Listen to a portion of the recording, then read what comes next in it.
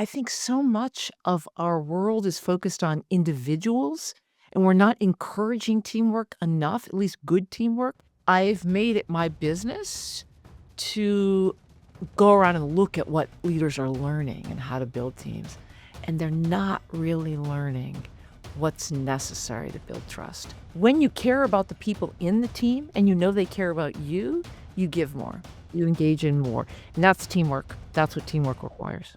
People call me because they say, I want more sales, I want to grow. And I come in and I'm like, oh, well, you guys are all visionary leaders with great ideas, but you don't have any management principles. And it's Right, almost like that's it. they run to an upper limit, and this seems to be the missing key. Yes, this is absolutely the missing key.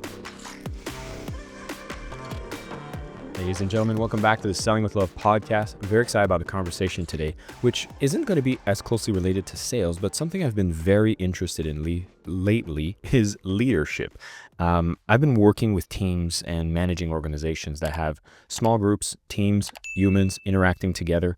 And I'm very, very curious about the topic right now. So you will see a trend of these episodes that I'm doing, which are more focused on leadership, team management, and truly scaling with love. And I'm so excited about the conversation today because it introduces a new element to consider when you're working with humans in an organization. We've heard of emotional intelligence on an individual level, but what does it look like when collections of people come together at work and have a certain level of team emotional intelligence? This is a concept I've never explored thoroughly, and luckily we have a globally recognized expert in team performance and the pioneering force behind the concept itself of team emotional intelligence.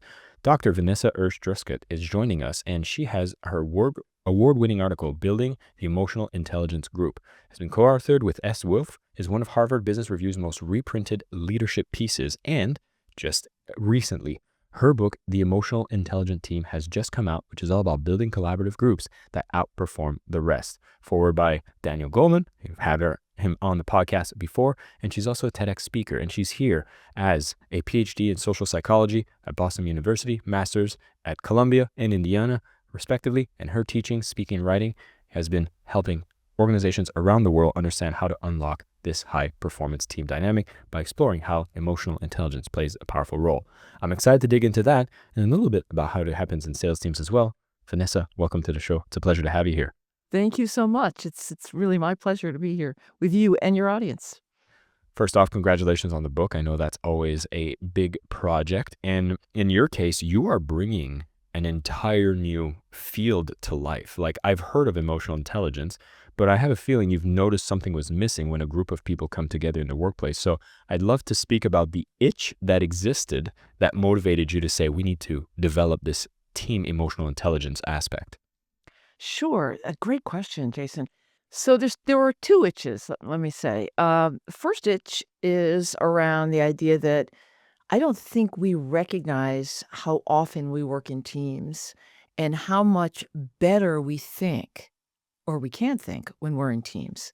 So our brain really is wired for teamwork. But we're learning more and more about this through, I would say, in the last 10, 15 years of neuroscience and social anthropology, biological anthropology, where we're learning that, we evolved in small groups and tribes. And so the primary skill we needed to survive, besides our physical strength, was our ability to work together. And so our brains evolved in such a way that we're really good at mind reading. We're good at connecting. I can look at your face, Jason, and see what you're thinking. And therefore we can think together very well. And so first point that's important is just really that I think so much of our world is focused on individuals, and we're not encouraging teamwork enough, at least good teamwork, that was part of my mission. The other thing is that when we talk about teams, we often think about teams as individuals, bringing a bunch of individuals together. So a lot of team research and a lot of team building focuses on, getting the right people in the room, say getting emotionally intelligent people on your team.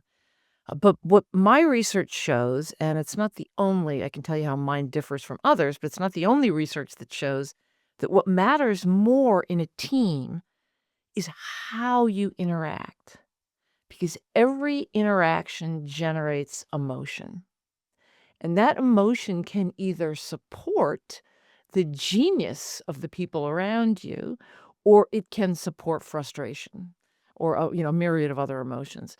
But anyway, my research really has looked at what are the ways we need to interact? What are the norms, the interaction norms that support um, well-being for team members, but also performance for teams? And so my focus is on that, on norms and culture in teams. Actually, you said the word that was coming to my mind as you were explaining this is that I see culture being something that is closely resembled, but it sounds like we're focusing more on the emotional component of culture. So I'd be curious to know if there's how would you differentiate the team emotional intelligence and the overall culture of an organization? Well, first of all, every social interaction is an exchange of emotion. And culture really is about how people interact in the organization, right? And the way we do that. So emotion is always part of it. The question is whether or not you think about, the kind of emotion you're stirring up and the emotional outcomes that you're looking for. For example, one of the emotional outcomes I'm always looking for is trust and psychological safety, which is a term I heard you mention in another conversation we had. Um, so culture and emotion are really synonymous. But one more piece about that. Everyone always thinks about the culture of the organization, but what sociologists have long known is that what really matters is what they call the local culture, the culture of the people around you, the people you interact with most often. So if you're on teams, you're analyzing the organization's culture based on your interaction in those teams. So that's the culture that matters most, our everyday interactions. You might not know this, but in the concepts of my book, which is Selling with Love, I speak about how every sale is an energy exchange. And what most people miss is that in every sale is an emotion. Every transaction has an emotion. And so I'm so excited that you're actually speaking the exact same language as what I'm trying to do within the field of sales, working within the space of teams. And it's so true that this emotion happens, yet it's not something that's quantified, but it's felt. Like, I've stepped into teams where people are not trusting each other. People are guarded. There's maybe people trying to one up each other, which would Yes. typically be defined as a sort of toxic type of culture or an unhealthy team dynamic. That seems to be something we speak a lot about. It seems like it's maybe common in the workplace, and I'd be curious as to why is it that it seems to be the default mode. You're asking a great question. That was my question. When I started studying this, I had been in some great teams in my youth and sports teams, things like this when as I was growing up. And when I got to the workplace, it just wasn't like that at all. And I think that, first of all, our reward systems reward individual behavior. And we don't bother building teams. We don't bother teaching leaders how to build teams. And teams are really about relationships. So, for example, we've already both agreed that every interaction is an exchange of emotion. Well, in teams, you want to make sure those emotional exchanges end up building collaboration, trust. I value what you say. I listen rather than I'm on the defensive and trying to protect my own idea because I'm sort of selfish about how what I want to move forward in the team is my idea, not your idea. These are the kinds of things that happen a lot in organizations. We just don't teach people how to do it. We don't. And this is another one of my huge issues, and one of the reasons why I wrote the book. Um, I've made it my business to go around and look at what leaders are learning and how to build teams, and they're not really learning what's necessary to build trust. What they're learning about is how do you help someone, an individual, be competent, not how do you help the interactions to be more competent.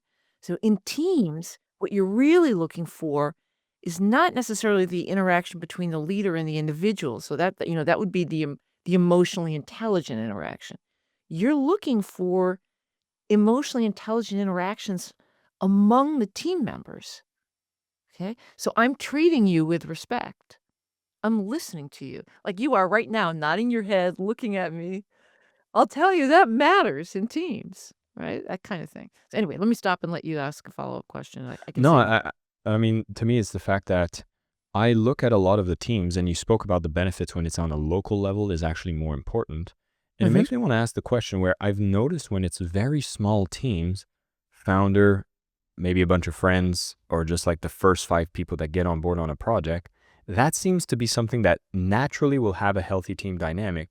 But I've noticed when it gets to a certain level, a certain size, then there seems to be like misunderstandings. There seems to be moments of like people getting frustrated, things not being clear, and it kind of starts to break down when you start adding more people. And so I'd be curious about that phenomenon, and at what point does that seem to happen in organizations? Sure, absolutely. I have to put a plug for my one of my favorite articles of all time. It's in Harvard Business Review, and it's called "Evolution and Revolution as Organizations Grow." And it's all about exactly what you're mentioning here, which is that in the beginning, you're building you're building your culture together. You're all in this together. But as you get larger, you have to put in formal processes. You have to put in rules and regulations and human resource issues become important. That's just as a metaphor. And so that's a really critical time to change the way you do things or revisit, evaluate, and again, I think talk together about how are you gonna, manage the larger size people and continue to have trust with one another. Well, I'm happy to hear that this article has been around for almost 20, 30 years because I think Yes. it was out in 98. And this is not a new problem. But No. as I'm getting into a position where I'm taking on these leadership roles and I'm working with these organizations, usually between like the $1 to $3 million range, maybe have a Mhm. dozen employees or so, this seems to be always the issue. Like people call Yes. me because they say, I want more sales, I want to grow. And I come in and I'm like, oh, well, you guys are all visionary leaders with great ideas, but you don't have any management principles. And it's Right, almost like that's it. they run to an upper limit. And this seems to be the missing key. Yes, this is absolutely the missing key. And it is, it's the management principles. How are you gonna what are the routines? What's gonna be routine? What's gonna be a habit here that everyone's gonna buy into? And the other thing is this, is there's this great paradox as you get larger.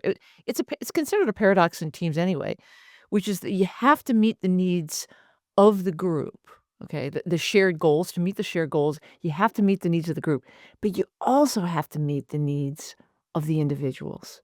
You have to treat them like they wanna be treated, and so what this really means is you've got to manage that back and forth between, "We're growing, what does the organization need?" And, "As we grow, what are we losing? What are the needs that we have?" And so you've got to pay attention to both, and anyway, the article, is, I think, really helpful on in that. Well, when you say this, it sounds a lot like you need to sell everyone on the group's vision and the group's common goals so that everybody's enrolled and enlisting into wanting to do that. So yeah, I am also very biased. I feel like every interaction is a sales interaction in a Yeah, healthy that's way. so cool. That's so cool. I really I wish I need to listen to your podcast and hear what your folks, talk about because, right now is the first time I'm marketing something really, which is this book, and Mm. I'm getting the stress of marketing when you're not used to it, and every, interaction in my life at the moment needs to be a sales, interaction. But let me just say this about the vision that you're talking about, the I've been researching this topic for a long time, of researching teams, and you absolutely need to have a mission, a vision, of objectives, goals, shared goals that are emotionally engaging for people. But that alone isn't gonna motivate the teamwork and the selflessness and the camaraderie and the collaboration.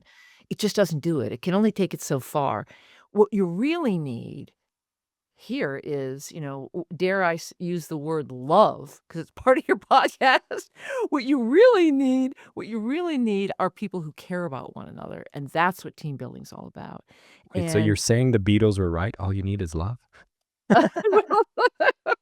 I can't say that, it's not for everything, but you do need enough love, right? Mm, mm. And obviously, I can just tell you that we know we've known this in the psychology realm for a while, that when you care about the people in the team and you know they care about you, you give more, you engage in more, and that's teamwork. That's what teamwork requires. I've noticed also there's an impatience that comes from usually the founders or the leader because they have big visions. They want to grow. They want to impact. Like they're so mission driven that Mhm. at a point where the organization, at the beginning, it's like everybody's pulling their bootstraps. They're all together. At a certain organization size, sometimes it's perceived like the founder is unrealistic. They don't have an understanding of capabilities. The impatient creates stress, dysfunction. They often come in being like, I need to just go and do everything myself and disrupt the teams. Maybe the psychological safety gets compromised when that comes to butt heads around the limitations an organization faces because they can't operate like they always did to get to where they are. They need to change and move forward. Now start thinking more in team concepts. Um, I've noticed that in a few organizations I work with. I feel through your research, this must have been a common theme that happens. And do you have any recommendations or thoughts for the leader who has this impatience and has to realize that this component is important?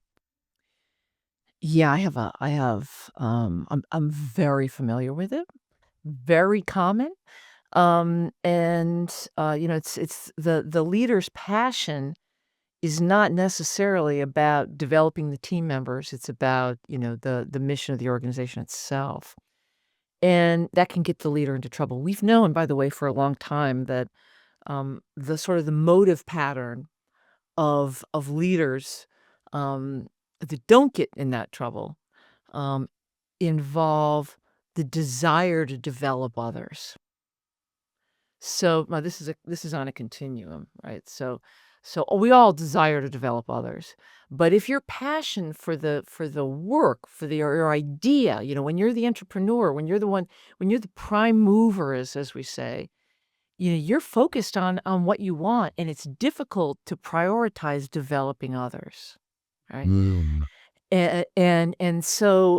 How do you get around that? Because good leaders are focused on developing others. That's what people want, right? So you want to listen to what they have to say. You don't micromanage. You hand things to them. You listen to them. You take the time to coach them a little bit. You care about their development. These kinds of things that when you're an entrepreneur can feel like a big old waste of time. When you're at a task. But you don't want turnover. And you want people, you want good people around you, you wanna keep good people around you. Here's what I have to say about that. You don't have to be a leader who's perfect at everything, but you do have to have other people around you to lean on to help you do that stuff. You need to have trusted people around you. So you can say, "I'm getting really," some of you can pull aside and say, "I'm getting really tense, about this," or "This is how I feel about this. How is this resonating with the team?" Right? And you can send them out to do some of that developmental coaching work. That's what I see that works. Um, yeah, you don't, every leader doesn't have to be good at everything. And a friend of mine wrote an article about this once, and she called it achievement motive run amok. Okay, AMOCK, which means that your desire to achieve what you want with the business can run amok and get in the way of really developing the overall organization. That Oh, makes sense? I've Yeah. witnessed this so much, and what but it's so nice to hear because you're so exposed to all the cutting edge research and all the stuff that's happening in studying this, and I oftentimes it's like people will paint a bad stroke on the leader because it lacks empathy, but it's like it's Yes. such a passion. It's like I don't have time for this, and it's not that they're evil; they're just so mission driven. And to me, this is such a relief for anybody who's listening to this and maybe recognizing themselves as understanding maybe the core skills is how do you attract a leadership team that can handle some of these issues so you can stay focused on what you do amazingly. Yes. Yes, Because absolutely.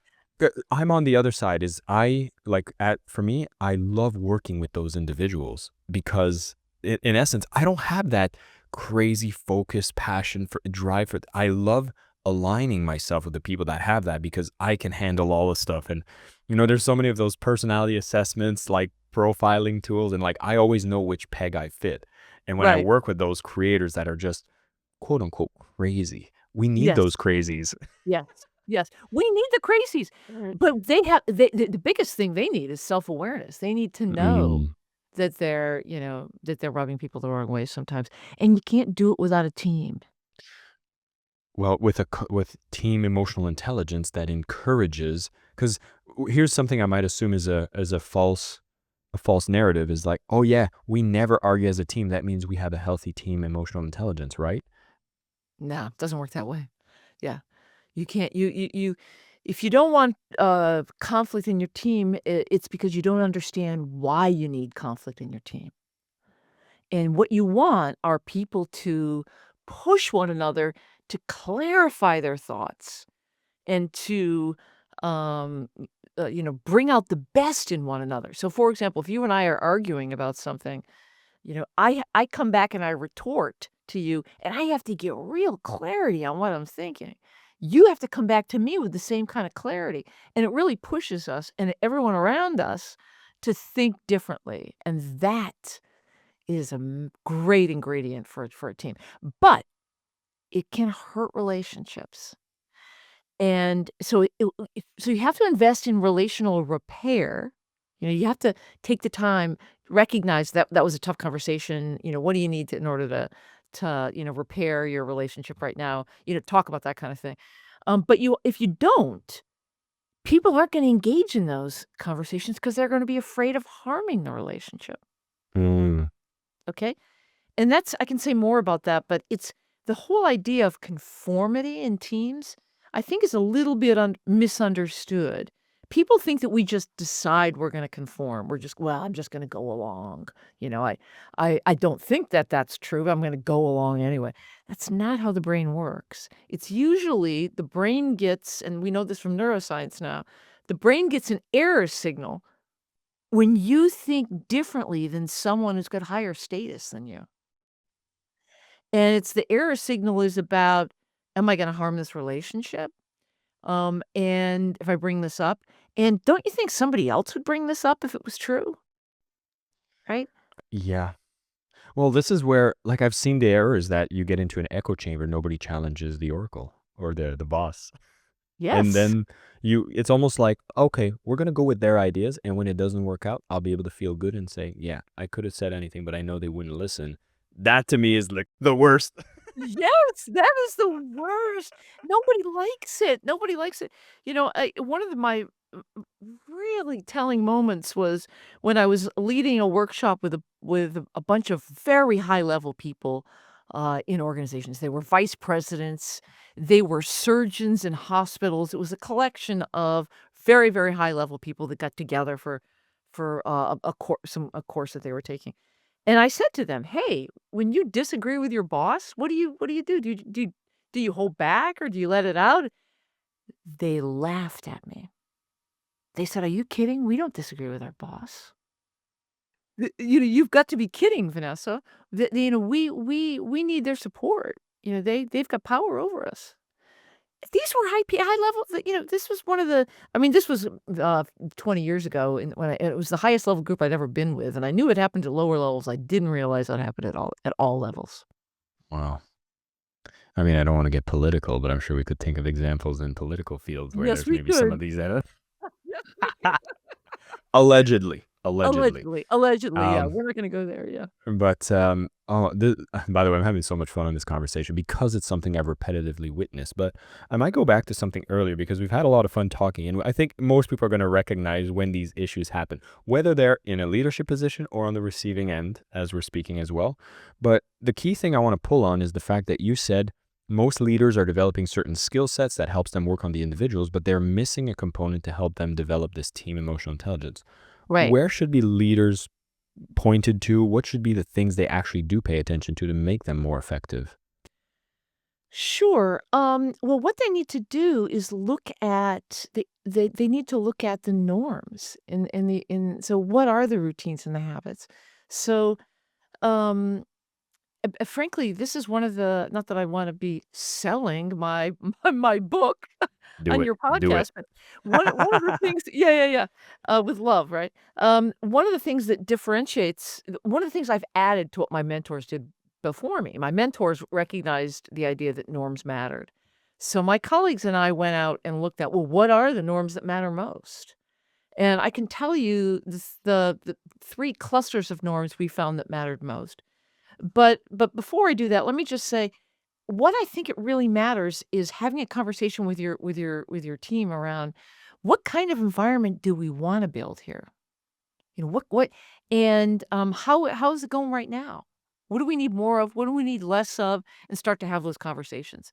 So that alone will, especially if you follow up on what people say, that alone will help you move closer to the having control over your environment. So many leaders don't realize that it's a human superpower to be able to create the environment you want.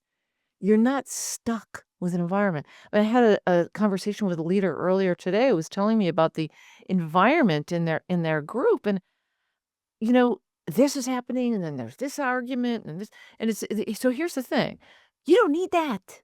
Let's step back and evaluate and say what's leading to it. How is that happening? And so let me now unveil the 3 clusters of norms that we learned about in our research. The first primary cluster that has to happen is what we call how do we support one another succeed. So this is all about the individuals. You what you really need to do is build this sense of belonging in the group. A sense that you're known, that you're cared about, you're mutually supported, which basically means what goes around comes around here. And in this group, we're going to support one another. We're going to respect one another. So that's the first cluster. And this is what we see in great teams. They know they're respected. And I want to come back to that in a moment because you can't respect someone all the time. And perfection is not needed, right? Mm. So, but you need to at least check that box sometimes.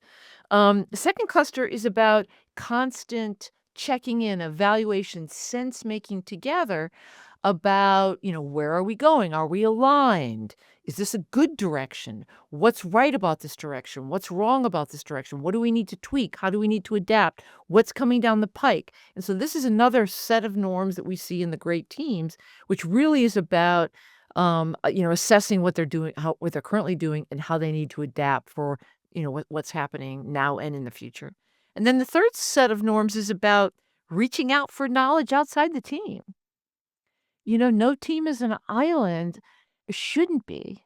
In lower performing teams, the team just thinks they've got everything they need in the team. They don't have time to reach out. In the great teams, they're bringing thought leaders in. They're talking to their boss's boss. They're bringing in clients, customers.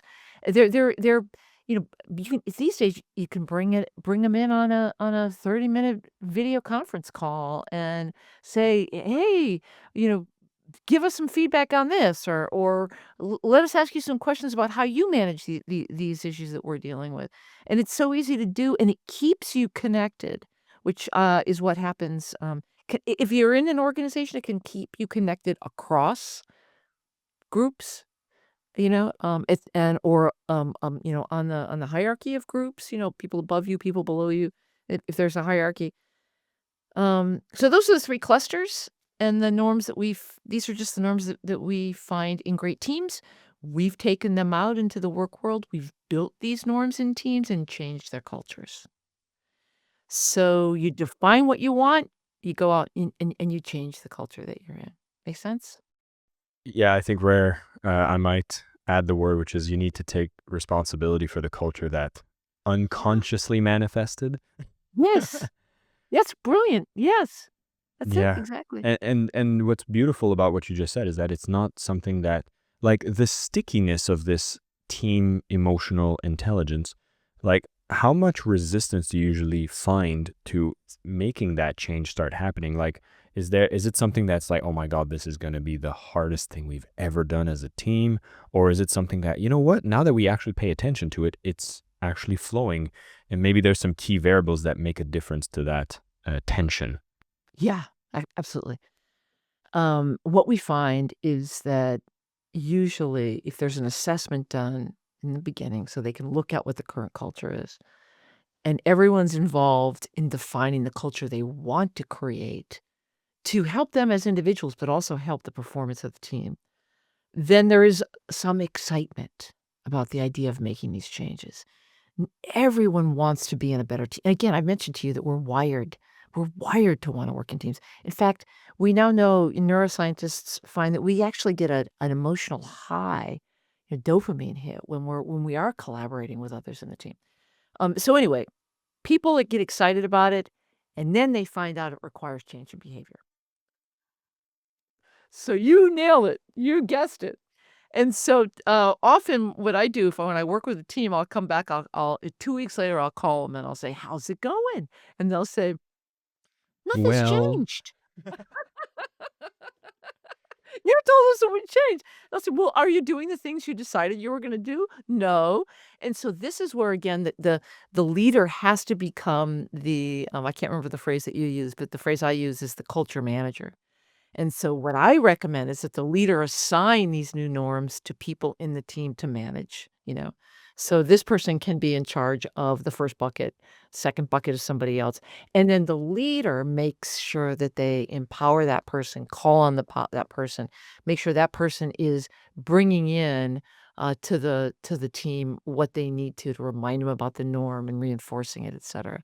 So then it kicks off and, then it's waxes and wanes, but we've worked with a lot of teams that have kept this going for a long time, and it really has helped.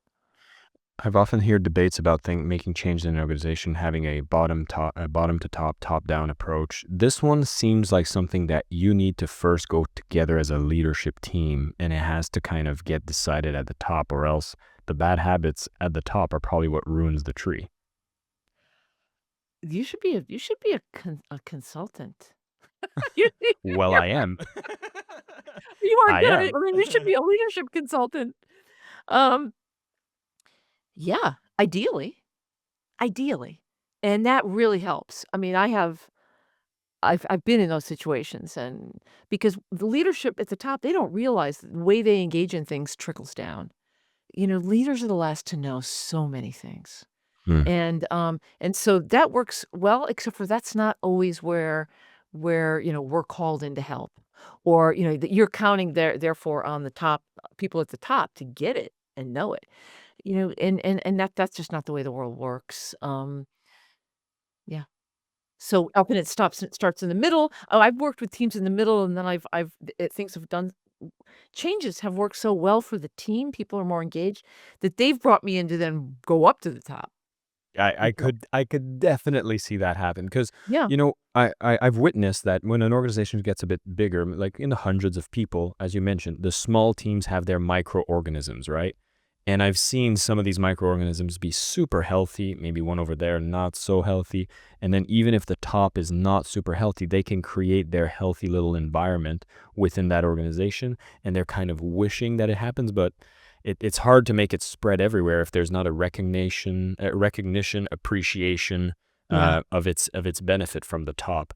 And so yeah, we're hoping this episode is getting all of you visionary leaders out there to have buy-in on the importance of how this is going to help you lead bigger teams, have bigger impacts, and remove that limiter you've been facing in your organization. Yes. Um, Yes. question. If you're in the earlier stages of your organization, we talk about how it naturally works Mm. pretty well. Maybe at the beginning, you're a startup, you're together. But Mhm. are there some things we could be more conscious about? Because the, Yes. the team emotional intelligence becomes unconsciously set. But what are Yes. things we could become more conscious about, even at the early stages, that could make it so that when we get to the size that it just don't work no more, it's not as big of a change. And maybe we've already started doing the good things. Yeah, well, so first of all, let me say that not every entrepreneurial team starts off great. I've talked to a Fact. lot that haven't. Fact. If it is starting off well, where everybody's getting along, etcetera, then you're already ahead. But you need to plan for this at the beginning. And so what I mean by this, we know that right at the start, teams begin to build norms. And, there is no such thing as a team without a norm. And the way it works is you get in the room together, who's got higher status than whom, who gets listened to most closely, you know, who does what, how long do the meetings last, all kinds of little things. When do we meet? Do we meet without people? Some people, if they can't make it. Anyway, these kinds of norms need to be discussed, and they need to be intentional right from the get-go. Now, that doesn't mean they need to be static. You set something up early on, and then you adapt it 3 weeks later, right? Or whenever you need to. But the norms that I see crush entrepreneurial teams early on are the ones where some people get a more of a say than others. These are status issue norms, right? Now, you can't erase status. You can't. We wanna have someone we can look to when things go wrong. Who's the first person we look at? I mean, I have, with permission, videotaped a lot of teams. I show those teams to my students. I say, "Who's got the status?" Boom, anybody off the street can tell you who's got the status. We know it. We know it's there, right? It's who gets listened to most closely, right? Um, but the person with the highest status doesn't know everything. Great teams listen to everyone. And what you wanna do is build a culture where you are using all of the talent in the room and not leaning on the high status folks. And especially, you're making a lot of risky decisions in the beginning. And we know from decades of research that teams where everyone's participating, where the norms are effective in the sense that everyone gets their say, there's some equity in the process, they make far better decisions than individuals. So you want everyone participating, and that's so one of your norms that I always emphasize is a norm about listening, head nodding, nonverbal behavior, like you're doing with me right now. For those of you who are just simply listening to the podcast, you're Yeah. missing out on all the amazing visual cues that are happening through this conversation. Yes, you're missing out about how Jason's nodding his head and smiling at me, which is a signal. Eye contact, by the way, signals acceptance. Asking follow-up questions signals that you're really listening and you care about and you feel a person's smart and contributing something. There's a lot of little things like that, especially in the beginning, that you have to go out of your way to do so that you can build that those interactions that then start to flow. Vanessa, the time has flown, and I've had such a great conversation on this. And I think for everybody who's been listening, have also been leaning in and understanding that there's such a beautiful realm that can help organizations scale to the next level with what you've just shared. I know we kind of avoided a lot of the sales conversation that we usually have, but quite honestly, I'm very excited about having these types of talks because I'm seeing that once you figured out the sales, what's the next thing that happens? Well, you're making sales inside of the communication within your team. How do we get people to buy in? How do we understand how we interact? How do we make sure that we're looking into everybody's best interest? How do we listen more? These are so closely related to skills that transmute to how you deal with clients. It's just internal clients. And I just love these kinds of chat. But I've asked you a lot of questions today, and there's one question I ask everybody on the show I have to ask you as well, which is, you're on a podcast called the Selling with Love podcast. Would you Yes. have a definition of what selling with love means to you? Ooh, I like it. It would mean a couple things. It would mean, really, interacting with the person that you're selling to, uh, in a way that's very caring and concerned with what their needs are, and, that you're focused on them more than you are on yourself, and how what you're selling can fulfill their needs. The other part would probably be something about loving what you're selling, right? I mean, tapping into that, and, making sure that that's coming across in the interaction. Dr. Vanessa Druskat, this was a fantastic conversation. I'm very glad we got a chance to interact. For those of you who are listening in, we wanted to actually send you over to the Emotional Intelligent Team, building collaborative groups that outperform the rest. Just released right now. You can pick it up on the major platforms. We'll put a link into the show notes so you grab yourself a copy. Absolute amazing tool that will help you push that upper limit. If you're seeing you want to grow, there's stagnation. The problem will usually come down to your internal teams, the humans within it, and not on an individual basis, but this collective emotional consciousness that evolves within the team. We need to look into that. We need to take responsibility for it and realize that it can be changed. Vanessa's tools are going to help you do that. Vanessa, thank you so much for coming on the show. This was very lovely and so enlightening for me, and I'm very glad we got a chance to have this conversation. It's been my pleasure, Jason. Thank you. Thank you so much for listening to the Selling with Love podcast. We have some previous episodes you can tune into right here. And if you prefer the short form content where you get to the point in under 10 minutes, we do have a ton of clips from our best episodes that are being shared on this channel as well. So pick which one supports you the most. And of course, thank you for liking, subscribing, and of course, selling with love.